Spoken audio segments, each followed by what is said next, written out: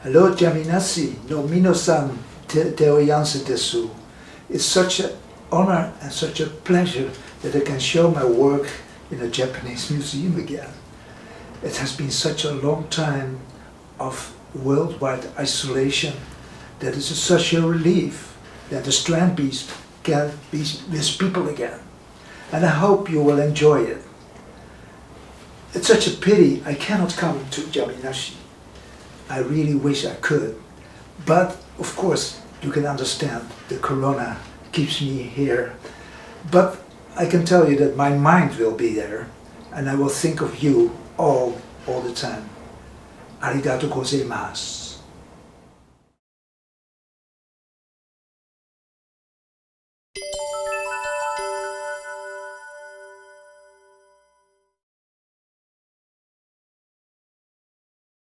Now, in 1990, I wrote a column for a newspaper here in Holland about skeletons on the beach which would gather sand to build up the dunes to protect the country against the rise of the sea level. A crazy idea, but after publishing it in a newspaper, I passed a tool shop and I bought some of these tubes. We use this tube in Holland for cables in houses, and so it's very cheap and very available. And I started playing with the tubes and I got addicted to the tubes. The tube taught me so much that I could build the first animal in 1990. And it took me a year to build it. It had a very complex leg system and it couldn't even stand on its feet. So, and recently I saw it again, the Animaris vulgaris, and I must say it looks pathetic. When you look at it, you can think, how could this artist think that he could come somewhere? But if I imagine, as I was in those days, I was at seeing all happening. I was very optimistic, and I think I was an optimist without a reason. There was not a real good reason for it. But this irrational optimism brought my work where it is now. And I think that irrational optimism is something we need in this world.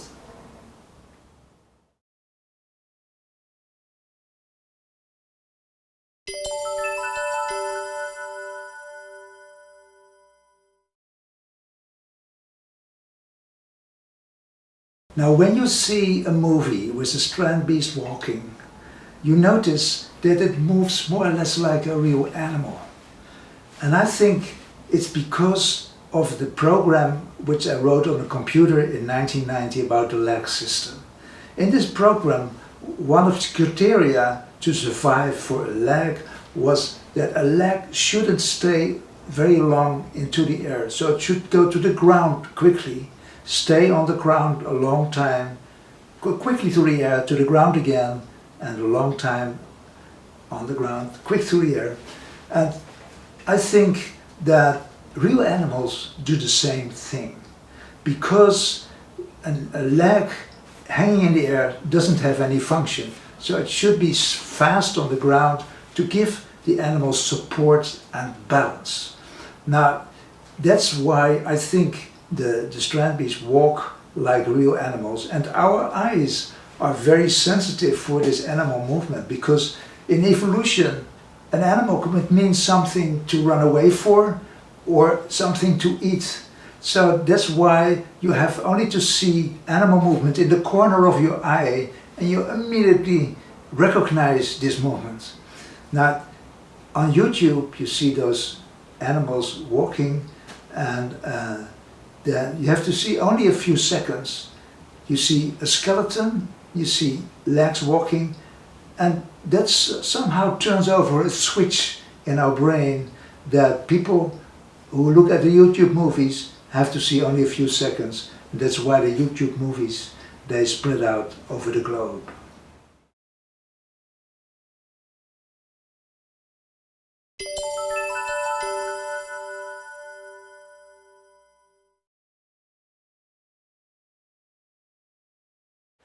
Now the strand beasts all have Latin names. And in the beginning I gave the name of what they should do. For instance, I built the Animalis currens ventosa, animal walking on the wind, and because I wanted him to walk on the wind. But the Animalis currens ventosa, it couldn't walk on the wind. That happened a few generations later. So Animalis sabulosa was something would gather sand, sabulosa, sand, so it could gather sand, but it could gather sand, but very small amounts.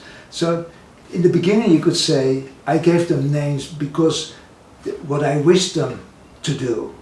And I think now it's the other way around. So when I start building a beast, I don't know the name yet. I don't give it a name yet. I gave it a name after all the tests and experiments on the beach, and then I know what the animal is doing. For instance, the most recent animal was the Animalis ader, which was a flying beast, and it was named after the aviation pioneer Gustav Ader, who lived in the 19th century.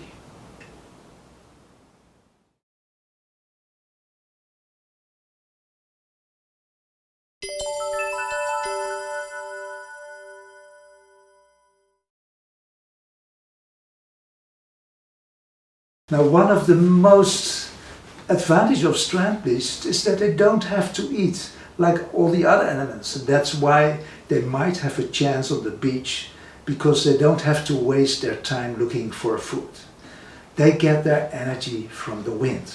So there are wings on top which wave in the wind, and they pump air into soda bottles to high pressure, and that spare energy which the animals need in case that the wind falls away on the beach. They still have energy in their wind stomach, what I call it, to walk or do other things like hammering a pin in the ground or moving away from the water or feeling the sand, so like senses.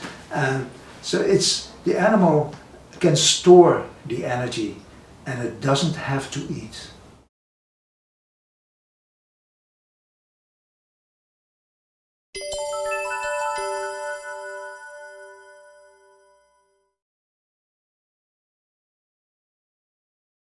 Now sometimes I get the question, don't the strand beasts need to sleep sometimes? So what's the function of sleep? Well, you could also ask, what's the function of being awake? And of course, being awake has a function, because you have to take care, there's a storm coming, you have to do something, or the water is coming, you have to do something, or a sandstorm is coming, you have to do something. So sleep doesn't have a function, but being awake has a function. And the strand beasts are better awake because they have senses. They can feel the storm coming, they can feel the water, they can feel the hardness of the sand. The hardness of the sand is important as well, because you must imagine that the strand beasts, they are blind and deaf, and so they imagine that you're on the beach and you cannot see something, you cannot even hear the sea, and still you can only feel the sand. And closer to the sea, the sand is a bit harder than near the dunes, so you can more estimate where you are with the sand feeler.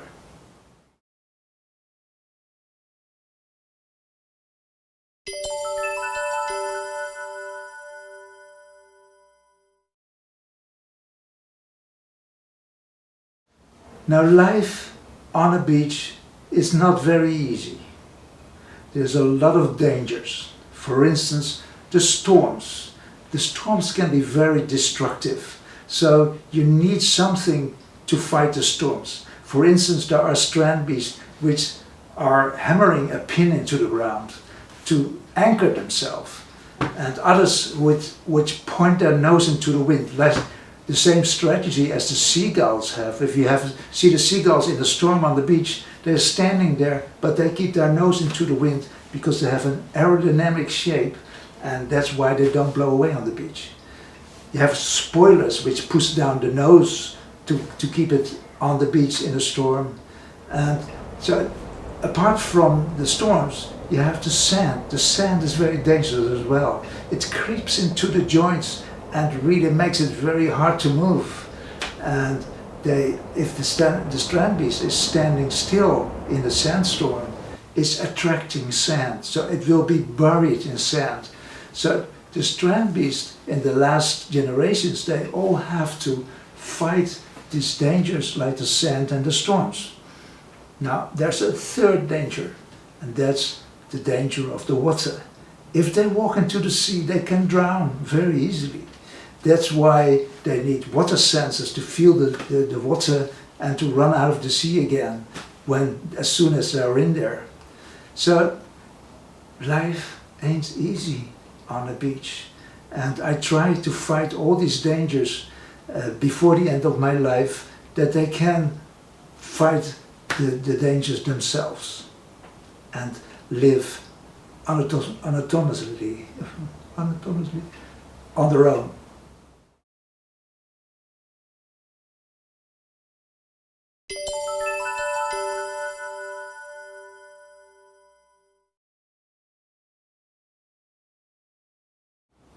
Now you know that the creator restricted himself very much in the choice of his materials. He just used protein to make us. With protein you can make skin, eyes, everything you can make with protein. And the result is not bad.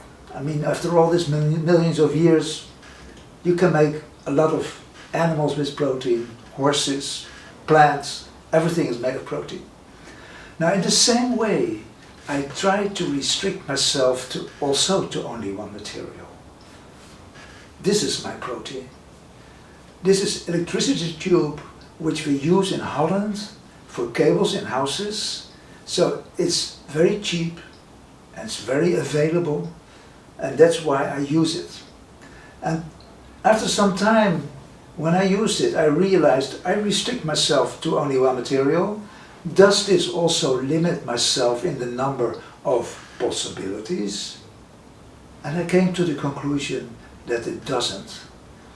It prevents me to follow my own ideas. I will give you an example. If I wake up in the morning with an ingenious idea and I jump on my bicycle to go to the beach and to build a construction made of these tubes, and that's the big advantage of these tubes, that you can make a construction in a few hours. Then I come to the conclusion, usually, that my ingenious idea was not such an ingenious as I thought it was in the morning. But somehow the tubes, they push me in another way. They always protest, they seem to want something else. And after you work a long time with this kind of tube, then the tubes start talking to you. And the next day I will wake up with a new idea, but it's based on the experiences with the tubes on the day before. And that's why I follow the rules of the tubes. And this is a very capricious road, a very curly road, and unpredictable, which brings the beast. And in the end, when the beast is finished, I'm surprised how beautiful they became. Not because of me, no. I followed the rules of the tubes, and they advised me. So I'm not the boss, this is the boss, and it dictates me, not the other way around.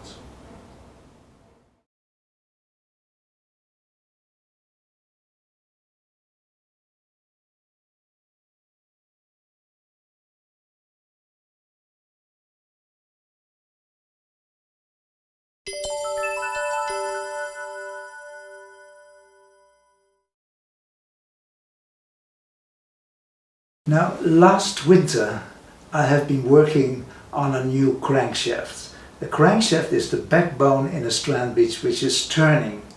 Now, the crankshaft is the only turning joint in the strand beast. Now, there are rings and an axis, and there's always sand and in the joints, so you have a lot of trouble with sand, and you have to lubricate that, which attracts more sand. Trouble.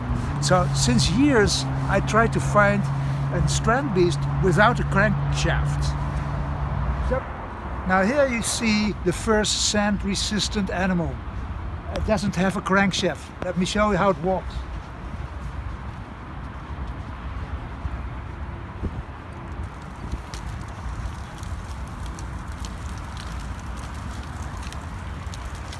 As soon as I have something, it can be done more simple. Take out all the tubes and replace them by more efficient tubes. And it becomes very empty. And still it walks. Complexity and simplicity alternate in strand beast evolution.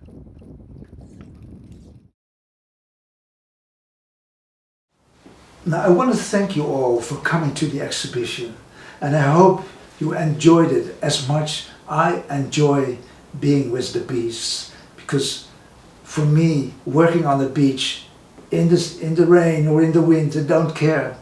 It makes me feel so happy, and I hope that you feel the same happiness that I have, because in the elements I experience life as a big miracle. I cannot understand why I'm here. I'm still so much surprised that we exist. And I hope that you bring home that same surprise which I have in my life, that we exist and that we will be careful with what we have and also be careful for the future generations. Thank you very much. ありがとうございます。